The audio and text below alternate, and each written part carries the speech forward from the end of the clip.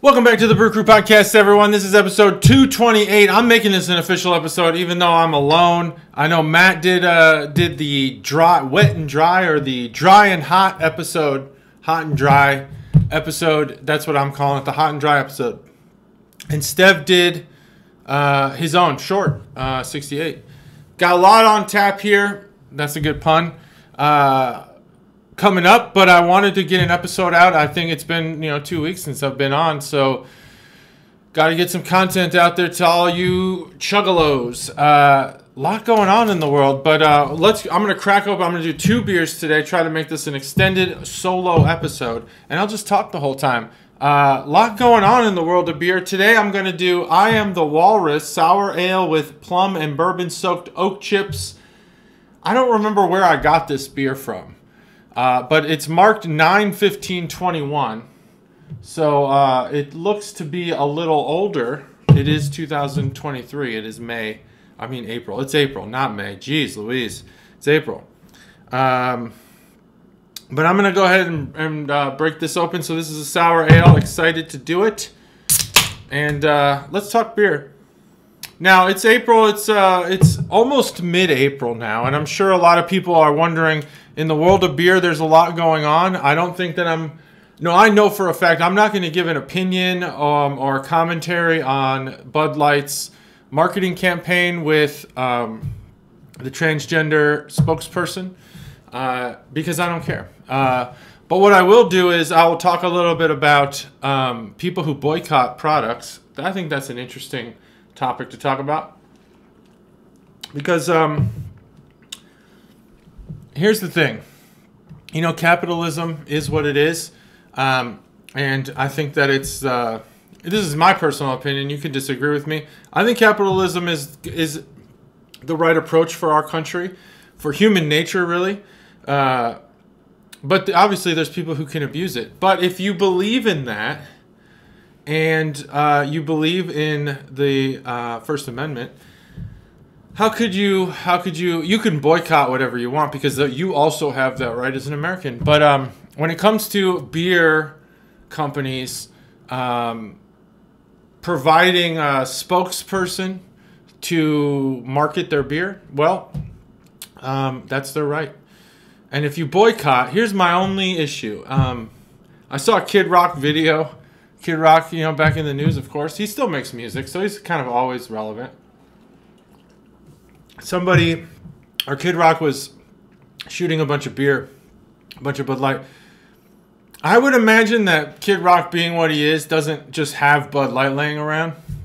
I think he either has the beer he wants. He probably has a really nice home, but maybe has a kegerator in his house, or he's probably drinking some really expensive stuff. But he shot it all up, and I'm like, did he go out and buy that stuff? Because if you're boycotting something and then you purchase it to make some point, I don't know. I think that kind of nullifies your point. Now, if it turns out that he didn't buy it, maybe people gave it to him, that's fine. But my commentary is not on the spokesperson. I think it's your right to boycott. It's their right to have spokespeople. And personally, I don't care. My whole philosophy with marketing in general is you can sell me on the quality of a product, and you can sell me, if it's food or drink, on the taste of it. Maybe even if it's like a food, you could sell me on the ease of preparation, something like that. But typically, I am not sold by celebrities. Celebrities don't sell me things. I don't buy into it. I just don't go, oh, this Chris Pratt did this thing, I'm going to do that thing. I don't do that. It seems dumb to me that celebrities are. I think marketing as a whole, I know it's just all shock stuff, but like who's really influenced by that stuff? Some people, they have to be, right? Because they're spending the money on it. But it also goes the other way. If somebody that I don't like is marketing a product, I don't care. That doesn't bother me. Now, if it's I get in this situation that some people are like, their fundamental beliefs are at odds with this marketing campaign, and again, I think that that's a totally fair argument, and you are, as an American, you have the right to boycott, and I think you should. So cheers to that. Cheers to people who didn't. Cheers to people who did. I don't really care. Let's all just either grab the beer you like, grab a new beer that you had to switch to because you wanted to, or whatever. And let's cheers to that. That's what it is in America. The biggest problem I see with that is that people, and this is not to be political, because really the points I'm making are for every side of the political aisle. If you are incapable of hearing an opposing opinion, you're the problem. And that's what I believe.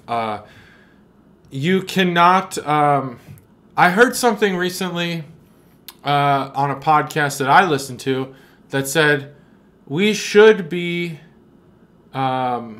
you should, as a person, as an American, you should be capable of disagreement. And the reason why I thought that was such a profound thing to say is because there are so many people. I think what we do is we put our guard up in an argument and we try to anticipate what the other person is going to argue back. And I have some experience in communicating with unwilling participants or people who have their guard up as well. And the one thing that is... I think the one thing that I've learned to do is to acknowledge. You don't have to acknowledge that somebody's correct. You can just acknowledge that their opinion exists. And I think that's pretty lost these days. And so with beer, with this story in the news, I don't even know if it's really in the news or if it's more just the Twitter sphere. Like if you're off Twitter, do you even know about this thing? You are allowed, and you should feel proud as an American to disagree with something or agree with it. You should feel that the freedom to disagree is what makes us American. So, and if you're not American, I apologize for going on that. I don't know how the rights and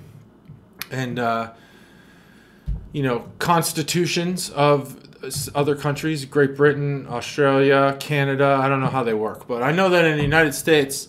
You have the right to free speech. None of these things extend to private industry. So you do have the right to free speech from, being sought after by the government, but that doesn't mean you can't be fired. So keep that in mind. You certainly can be. But I think you're right. It's not written in the First Amendment, but you also have the right to disagree. And I think you should always take that and don't take it for granted. You should always accept that. And not take it for granted. You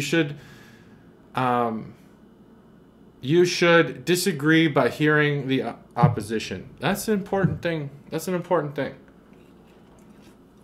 We're in an era now where I think so many people are being shut down. We're going to boycott this company into oblivion. And it's not just that side. It's not just the right that does it to things that they don't like. The left constantly shuts down the conversation from the right, and they don't want to hear it. They don't want to hear the opposing opinion. It's a bigoted view no matter what, even if it's a reasonable view. I don't get it. So everyone just chill out. Have a beer of any brand that you like. Doesn't matter. And disagree with people. And do it over a beer, because I think that if you do that, if you both crack a beer, 3, 2, 1, just like the Brew Crew podcast, you crack a beer, and you just have a disagreement with each other. Have a sophisticated disagreement. Wouldn't that be nice if that's what we could do? Obviously, you'd want to have a sophisticated agreement with somebody. Oh, you're making a point I love. The Cubs are great. The Brewers do suck. Fantastic. That is a good conversation. That would be a great night, but the conversation would be over in like 5 seconds because it's like, yeah, the Cubs are great, the Brewers suck, and let's move on with our lives. But you know what? That's what makes the Brew Crew so great. Matt has a different opinion, pretty much the exact opposite opinion of that, and we can have that disagreement. Don't have to shut him down. But a lot of you other Wisconsinites, you don't want to hear it. You don't want to hear it. You want to get me before I get you. I get it. It's all right. It's fine. But you know what? Just crack a beer and talk about it. Let's talk about it. So anyway, that kind of brings me to my next point. Well, first, I'm drinking a beer, so let's talk about this beer. This beer is sour ale with plum and bourbon-soaked oak chips. So is this something that we can kind of taste? The plum for sure. Plum has a distinct dark sweetness to it. It's not like a dark cherry, like those. I always forget the name of them. They start with an X or a Z or something. They're like xanthian cherries or. Gosh, Matt, save me here, Matt. Put it in the comments what that cherry is, because I always forget the name of it. And I always have to text Randy Orton about what is that cherry called again? Zantardo? Luxardo. Luxardo. It doesn't start with an X or a Z. It's an L. Luxardo, there's an X in it. Luxardo cherries, they have those like that like dark sweetness but it's inherently cherry, whereas plum, when you bite into a plum, here's the thing. When you bite into fruits that are white on the inside, apples, pears, I would say you're going to disagree. Plums kind of have, not peaches, get that out of here. That's yellow and orange. But plums, they're tainted kind of purpley pink from the color of the fruit. But I think it's still like got that white inside. There's just a certain sweet undertone that all those fruits have that they have in common with each other. Especially the ones where they have pits. Not so much the apple with the seeds, so much as the plums and the pears. Now, the pear has a clean, bright taste to it, if you can follow what I'm saying. Whereas the plum has kind of a dark, not dirty, but like a dark, kind of sticky feeling taste to it. Where like if you were to squeeze a pear, yeah, you'd get sticky. But I'm just saying, if you squeezed it, just based on the smell of it, I don't think you would freak out as much about the stickiness of it. Whereas a plum, you squeeze that. I think they have similar base flavors. They both have pits too, not armpits. But a plum just has a darker taste to it, whereas a pear has a lighter taste. I think you could taste that darker flavor here. And it's probably amplified by the wood in these bourbon barrel and these soaked oak chips. Here's the thing. Bourbon soaked oak chips. So we're taking an approach that's different than the bourbon barrel. I wonder how this is done. I should have looked this up. So it sounds like what's happening here is... Oh, and by the way, Hidden Springs Ale Works is the brewer here. Hidden Springs Ale Works. Huh. Ariel Katerina, I think, is the name of the artist here. So anyway, Hidden Springs Ale Works. So bourbon-soaked oak chips. So what they're probably doing there is they have these bourbon-soaked oak chips, which is actually kind of difficult to say. It would be like a tongue twister. And the wood absorbs the bourbon. I wonder how this works. Do you soak the oak chips, or do you chip a bourbon barrel that's already got kind of that whiskey bourbon, profile to it? Another interesting question. What came first, the bourbon barrel or the oak chips? I don't know. Are barrels made of oak? I don't know either. Oh, shit. There's a lot I don't know. Probably, right? Probably oak. I could look it up, but I'd rather just do the podcast. So, do I taste bourbon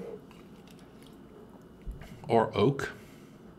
Do I taste bourbon or oak? I can't say that I do.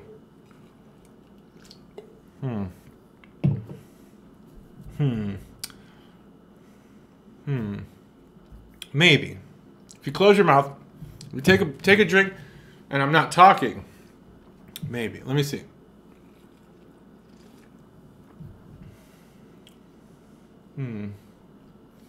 Not sure I get the bourbon. Not sure I get the bourbon, but there is slightly a little alcohol in there. And that might be that bourbon soaked stuff, but I mean, really the alcohol shouldn't be there. Anyway, plummy for sure. Sour for sure. Delicious? I think so. So this is a 5.5%, obviously in a pint can. It comes from Tampa, Florida, from Hidden Springs Ale Works. I am the Walrus. Not a walrus, the walrus. This is the Walrus. So, let's talk about can art. There's a walrus with a monocle and a pipe. The walrus does have tusks. The pipe is smoking. It is currently in use and smoking out the pipe end, not the mouth end. The walrus also has a top hat. Excuse me. No, I didn't say that. It's been a long time since I said that. And he's wearing a suit. It looks like maybe a flared out collar. Well, that is a weird suit, actually. Because what I thought was the shirt collar sticking out of the suit jacket is actually the suit jacket collar. Because it's got that tiered kind of collar look to it. And he's wearing a bow tie. So obviously you wouldn't wear, unless you're a Chippendale, you wouldn't wear a bow tie under the collar. So that's actually the collar of the jacket. It's like a multicolored sport coat or suit jacket, some sort of, suit jacket. And he's got the monocle tucked into his suit chest pocket. Maybe I'm buying cheap suits because I think the jackets that I have, the pocket is not real. I'm not sure. Oh no, it is, because you could put a pocket square in there. Never mind. The pockets on the side aren't real, but I don't even think my suits have pockets on the side. Man, it's been a long time since I've worn a suit. I need to figure it out. All I know is that I went to Macy's one day. I needed a suit, and I bought 2 of the same exact suit, one in gray and one in dark blue, and I've had them ever since. They're great suits. Barely wear them. Probably not the best place to buy a suit. You want to get a tailored suit. Everyone should get a tailored suit. I do not have a tailored suit. That's advice from me. So that, and then the background is like, wow, what's going on here?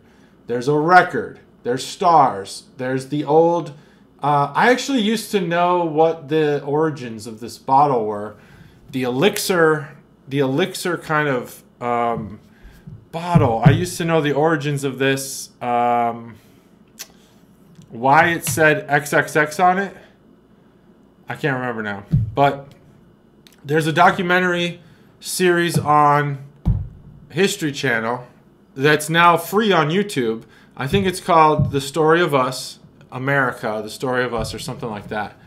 And I believe in one of the early episodes, they talk about this exact bottle. Like everyone kind of thinks it's like this Beverly Hillbillies kind of joke. There's an actual reason for that bottle. And then I don't know, what is all this stuff. This got like some sort of what is that? Like a sucker? I don't know. Looks like a tampon. That would, I guess, be a plum, but it's a little red to be. And then whatever this is, kind of like a blue eye. I don't know what that is, an eye. And then this, what is that? Like a flower of some sort? It's got to be, right? I don't know my flowers very well. All kinds of stuff. You got some multicolored, what is that, broccoli or cauliflower? I don't know what any of this stuff is. And you guys are going to tear me apart, I'm sure. Little submarine down here. It's not even a yellow submarine. It's orange and yellow. And then this thing here. Awesome. Anyway, that's the can art boner segment. It's pretty interesting. Just some wild shit. I don't really know if there's a story behind that walrus thing. But this beer's good. I think that beer, Hidden Springs Ale Works, I Am the Walrus, 4.0. Good beer. Good beer. Now, next beer. This one I'm going to do a little bit quicker. This is Testy Toucan's Tropical Sour Ale by Riverlands Brewing Company out of St. Charles, Illinois. I bought this beer in Illinois, actually. I went to Binny's Beverage Depot. This is not an advertisement for Binny's. Let me open this up and get a good drink here. Went to Binny's Beverage Depot over there in Joliet. Bought a whole shitload of beer. And this is one of the beers I bought. So St. Charles, Illinois is in Illinois. It's a Chicago suburb. Brewed and packaged by Riverlands Brewing. Now, I did also get a chance last time I was in Illinois to go to, what is that one called? Monkey something. Totally forgot. I gotta look it up. Let's see. Monkey something. It is a very good brewery. They have a good atmosphere. It's another brewery in an industrial park. So, you know, the bar is like an island that's just, you can see behind it, it's a brewery. Is it like Monkey Works or something? Brewery. You guys are just watching me. Google and Metal Monkey. Duh. Metal Monkey Brewing. What? They're like there's a whole bunch of stories all of a sudden in here. Something about $50,000. I don't know what that means. Anyway, Metal Monkey. But this isn't Metal Monkey. This is Riverlands. Riverlands, all one word. Brewing Company. Testy, Toucans, Tropical Sour Ale. Now, I love sour ales. This is a sour ale episode. I actually do have some darker beers that I'm saving for Stev, who will be a guest on the next podcast. But this is not that podcast. This is the one without Stev. And so this is, it says here, a bird-themed tart fruity beer? Question mark. Toucan play at that game. Oh, what a play on words. Testy Toucans is a tropical sour ale brewed with raspberry, lime, and pineapple. I wish I wouldn't have read that, because now I have to try to block that out of my mind. A tropical tour through the rainforest of fruit flavor. This sour ale will taste just as electric in the hot heat of the sun as the cool light of the moon, or the cool air of winter in Ohio, or Illinois for that matter. Brewed by friends for friends. Well, thanks. Thank you. It takes a lot for me to consider you a friend. But the fact that you consider me a friend, that's great. I just still don't consider you friends. But we'll get there. We'll get there eventually. Riverlands. This beer is interesting. So the can art, we won't even really need to cover this very long. There you go. Testy Toucans. There's some toucans on it. And there's a big lime in the middle. Let's see. It's actually got some really good flavors in there. Unfortunately, there's something on the tongue. It's just sort of bitter. Not really. It almost tastes like, boy. This is going to be pretty niche. Pretty niche for people. If you've ever had the Soda Stream and you get like the Coke or the Diet Coke, cola. It's always cola. And you get like the Diet or the regular cola. And then you try to make it with too little cola. That's the tongue taste here. There's like a bitter, like there's some taste in there that's totally wrong. It's the only way I can describe it is the Soda Stream having too little syrup in the Soda Stream mixture. Otherwise, the breath is amazing. The breath is like candy. On the breath, I kind of taste like cherry Jolly Rancher. Very good. Very good. And even the aftertaste is good. Just that quick bitterness on the tongue right when you drink it. There's something wrong with it. Yeah, it's almost like a seltzer that has... It's like... Oh, man, definitely. That's what it is. This tastes like... Is this a seltzer? No, it's a sour ale. I hate LaCroix. I think that shit tastes like fucking garbage. And I think it's just too under flavored. I get it. It's seltzer. But come on, like, give us some flavor. Jeez Louise. It's like... what the fuck is that shit? I don't... I'm going to say this, and you guys will probably all disagree because you drink this shit. Seltzer alcohol is good because it has flavor.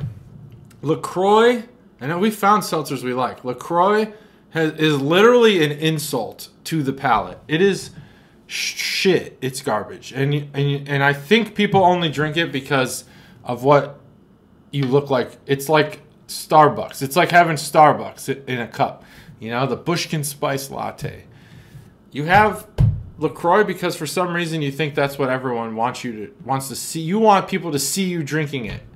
But shit sucks, dude. It sucks. So, the front end of this beer tastes like that. It's not good. I'm gonna be real, and I you know, brewed by friends for friends. I appreciate it. I appreciate that we're friends, but I have to tell you, the front end of this beer sucks. The back end though, the breath, the back of the tongue, the aftertaste, very good, like candy, like Jolly Ranchers.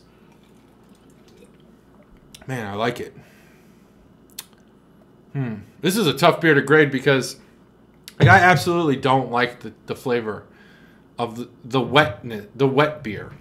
I like the breath. I like the aftertaste. I like everything this beer leaves behind. But I don't like it in person. I don't like, you know, it's like Santa Claus if Santa Claus was an annoying piece of shit. He's there and you're like, dude, go away. I don't like you. You're an asshole, a piece of shit. You know, you probably beat your reindeer. But what he leaves in your house is amazing. You love it. Gifts and joy, candy, stockings full, and he did all that for free, for nothing. But maybe he's a piece of shit. We don't know. That's kind of what this beer is.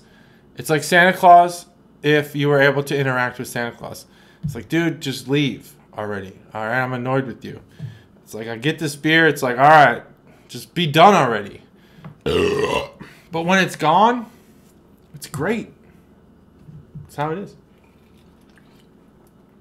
Man, if you could figure out how to remove that bitterness from this beer, God, it's just so off-putting. Like, because every time I have the breath, you guys can't see it because I'm thinking it, but I'm like, I'm being too hard on these guys for this beer because it's been like a couple seconds since I've had a sip. So right now, what's going through my mind right now is like, I'm being too hard on these guys. I should... Let me take another sip and I'll increase my enjoyment. And then I take a sip and I'm like, no, it's not good. But then I breathe and it's good. This is just a weird beer. If I could give it 2 scores, I would, but I can't. I'm going to be honest. I don't enjoy drinking this beer, but I really, really like what it's providing. Man, like it's the best. It's one of the best aftertastes I've had in a beer, period. God, this is a hard beer to score. It's like I'm not enjoying it. But I am enjoying it at the same time.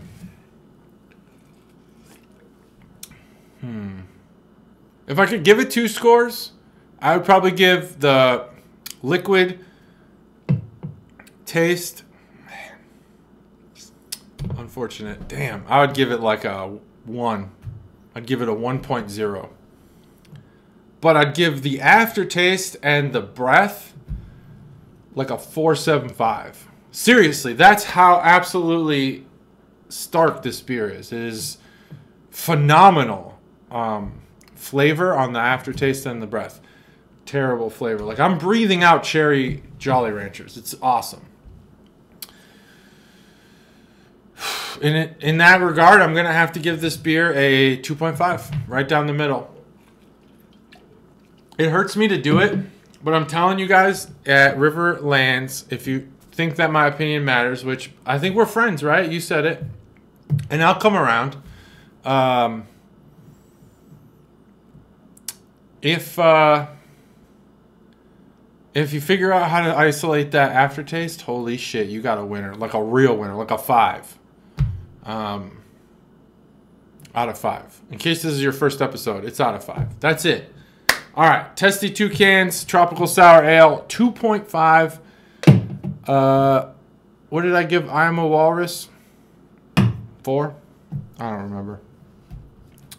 Yeah, I think I gave it a 4.